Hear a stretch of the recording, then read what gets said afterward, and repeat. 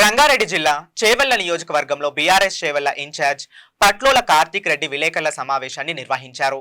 ఈ నేపథ్యంలో ఆయన మాట్లాడుతూ, మన ప్రాంతం వాడు కాకపోయినా ఎక్కడి నుంచో వచ్చిన వ్యక్తిని మన చేవెళ్ల ప్రజలు గెలిపించారని, పార్టీకి నమ్మక ద్రోహం చేసి కాంగ్రెస్ లో చేరారు.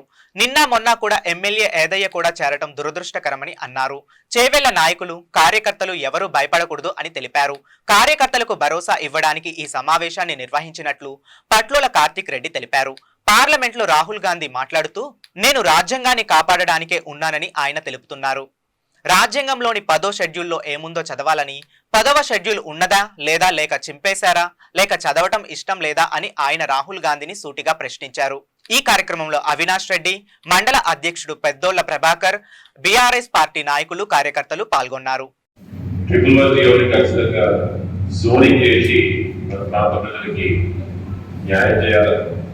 ఈ హైవే ఏదైతే నిజానికి కూడా సిటీఎస్ కూడా నాకు కూడా నిజానికి కూడా దాదాపు పరిస్థితున్నారు. దాంట్లో అందరం కూడా బాధ్యత, కానీ సమయం వచ్చింది, గలం ఎంత మాట్లాడాల్సిన సమయం వచ్చింది. టెండర్ అయ్యే సంవత్సరం అయింది. రాజకీయాలు పక్కన పెట్టి దయచేసి ఆ రోడ్డు పనులు ఏమున్నాయో, ఎవరికో క్రెడిట్ వస్తుంది, లేకపోతే టెండర్ ఎవరో తీసుకొచ్చిండు వాళ్ళకి మంచి పేరు వస్తుంది ఆలోచన చేయకుండా దయచేసి చేవెళ్ల ప్రాంత ప్రజలకు తరఫున చేతులు జోడించి మరి నేను వేడుకుంటున్నా, దయచేసి ఆ పెట్టండి. ఇదొక విషయం. అయితే కాంగ్రెస్ పార్టీ పరిపాలన మీద దృష్టి పెట్టాలా, వినాయకుల మీద పార్టీ మార్పు చేయడం కాదు. గ్రామాల్లో రైతుల పరిస్థితి నిజంగా దౌర్భాగ్యంగా ఉన్నది, దరిద్రంగా ఉన్నది. వర్షాలు రాక, అతి వర్షాలు పడి పంట నష్టం జరిగి, రైతు బంధు సమయంకి రాక, రైతు రుణమాఫీ జరగక, గిట్టుబాటు ధర రాక రైతుల పరిస్థితి బాగాలేదు. కాంగ్రెస్ ప్రభుత్వాన్ని, కాంగ్రెస్ పార్టీని పరిపాలనకి దృష్టి పెట్టాలనుకుంటున్నారు. ఇవే నా ముఖ్య అంశం. కాంగ్రెస్ పార్టీకి చేవెళ్ల గడ్డ మీద వేస్తున్న సూచన ఏమనగా, పరిపాలన మీద దృష్టి పెట్టండి, పైరవిలో పార్టీ మార్పిడిలో దాని మీద కాదు అనేది ఒకటి. రెండు, ఈ మధ్యలో మీరు బాగా చూసింటారు, మీడియా సోదరులు నేను చెప్తున్న రికార్డ్ చేసుకోండి.